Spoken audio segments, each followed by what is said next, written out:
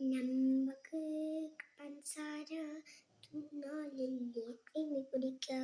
Creamy കുടിക്കുന്നൊരു മനുഷ്യൻ ആ കുടിച്ചല്ല. ഇമ്മച്ചി ചീത്ത പറഞ്ഞ് അവനെ പറ്റി വായിപ്പിച്ച്.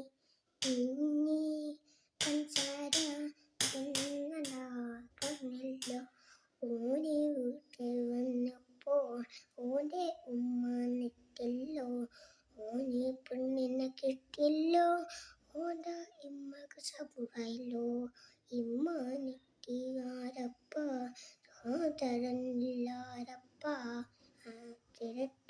ആരപ്പ